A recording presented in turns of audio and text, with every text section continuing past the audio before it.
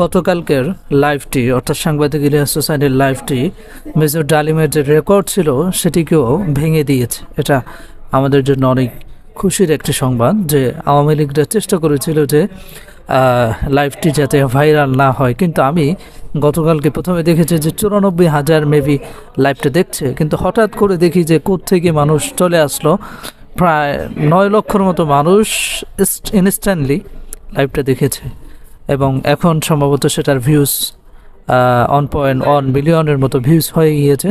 So আসলে যে record সেটি আসলে তিনি পার করে এসেছেন। অর্থাৎ অনেকে দেখেছে যে আওয়ামী লীগের বিভিন্ন গ্রুপে তারা একটা স্ট্যাটাস দিচ্ছিল যে আমরা আসলে লাইভ চলাকালীন ইনস্ট্যান্ট লাইভ চলাকালীন আমরা তার ভিডিও দেখব না, যাতে করে তার ভিউজটা মেবি কম হয়, কিন্তু আসলে সেটাকে দমিয়ে রাখা যায়নি। অবশ্যই সেটার ভিউজ অনেক হয়েছে। আমি প্রথমত দেখেছি যে খুব কম সংখ্যক মানুষ মেবি লাইভটা দেখছে, কিন্তু হঠাৎ করে দেখেছি সেটা লাইভে অনেক মানুষ যুক্ত হয়েছে।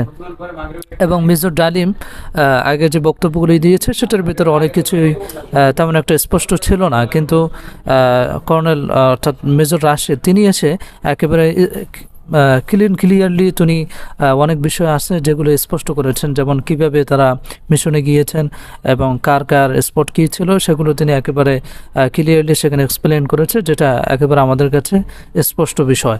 এবং আমি দেখেছি যে পিনাকি ভট্টাচার্য তিনি যে স্বাধীনতা উত্তর একটা বই লিখেছেন এবং সেই বইয়ের সাথে তিনি যেগুলো বলেছেন সেখানে মেবি সেগুলোর সাথে 70% মেবি আমি সেখানে মিল পেয়েছি, যেটা আসলে সত্য উদ্ঘাটনের জন্য অনেক বড় একটা সুদূর প্রসারী বই হতে পারে যারা ইতিহাস জানতে চান তাদের জন্য। এবং সবথেকে বেশি ভিউজ হওয়ার পিছনে যে রিজন সেটি হচ্ছে যে আপনারা দেখেছেন যে আসলে আমরা গত 16 বছরে আমাদেরকে যে ইতিহাসটা দেখানো হয়েছে বা বোঝানো হয়েছে সেটা অ্যাকচুয়ালি প্ল্যানিং করার যে স্টোরি সেটা। সো যারা এই ইতিহাসের যারা রচয়িতা তাদের মুখ থেকে শোনার যে বিষয়টা সেটা টোটালি ডিফারেন্ট। সো এই জন্য দেখা যায় যে তাদের প্রতি মানুষের একটা ইন্টারেস্টেড।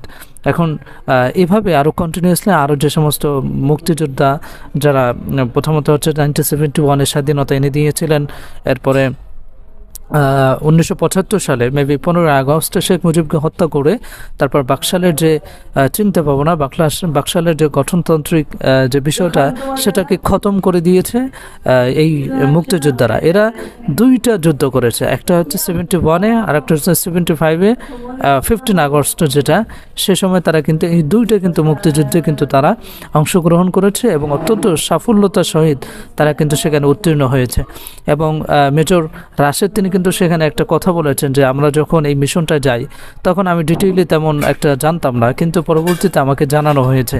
এবং তিনি সেখানে একটা ইন্টারেস্টিং একটা কথা বলেছেন যে আসলে আমরা যেই ট্যাঙ্কগুলো নিয়ে গিয়েছিলাম সেই ট্যাঙ্কগুলোতে তেমন একটা বারুদ ছিল না, কিন্তু তারপরে আমাদের একটা স্পট ছিল, অর্থাৎ আমার মিশনটা ছিল রেডিও টেলিভিশনে ব্রডকাস্টিং করা, সেখানে গিয়েছেন। এবং সবথেকে বেশি ইন্টারেস্টিং বিষয় হচ্ছে যে মেজর ডালিম যে বক্তব্য দিয়েছে যে আমি মেজর ডালিম বলছি স্বৈরাচারী মুজিবকে হত্যা করা হইয়াছে, এই যে একটা জগৎ বিখ্যাত একটা যে ডায়লগ বা বক্তব্য তিনি দিয়েছেন সেটা কিন্তু লিখে দিয়েছেন কিন্তু এই মেজর রাশেদ, যেটি তিনি সেখানে উল্লেখ করেছেন।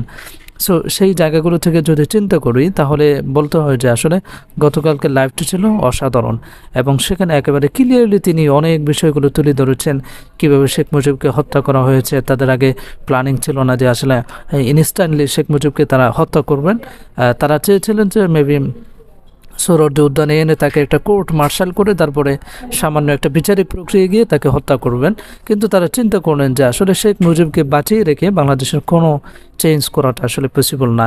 সো সেই জায়গা থেকে তারা তাকে এভাবে হত্যা করেছেন। আরেকটা বিষয় বলা হয়েছে যে আসলে তাকে সম্মুখ সমরের যে বিষয়টা যে গুলি করে হত্যা করা হয়েছে, যে শেখ রাসেল মেবি সম্ভবত অনেক ছোট ছিল, সো তাকে মারা হয়েছে, তিনি তার পা জড়িয়ে ধরেছেন, আমাকে মারবেন না অমুক টমুক এটা বলেছেন, সেটাও কিন্তু সেই যে একটা ভুল ইতিহাস সেটারও কিন্তু তিনি অবসান ঘটিয়েছেন।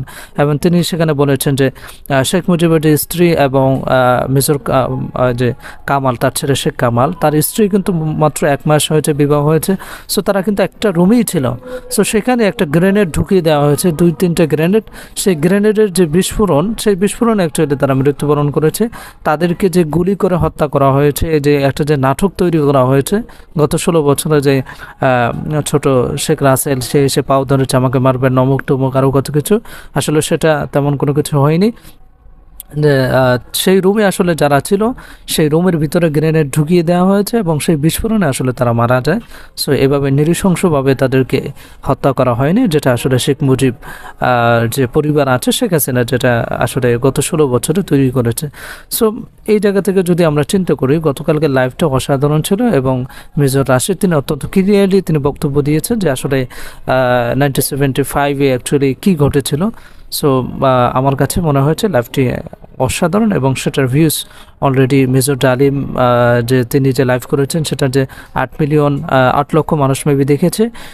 সো মেজর রাশেদের ইনস্ট্যান্টলি লাইভ দেখেছে প্রায় 9 লক্ষের মতো মানুষ। সো সেই জায়গা থেকে যদি আমরা বলি তাহলে বলবো যে আসলে মেজর ডালিমের যে লাইভ সেটাকে রেকর্ড ভেঙে দিয়েছে মেজর রাশেদ, এবং যারা আছেন তারা অলরেডি বেরিয়ে আসবেন এবং আমাদেরকে সঠিক ইতিহাস জানার ক্ষেত্রে আপনারা সাহায্য করবেন এই কামনা করে আজকের ভিডিও শেষ করছি। Okay, that's it, thanks for watching this video and see you in the next video. আল্লাহ হাফেজ।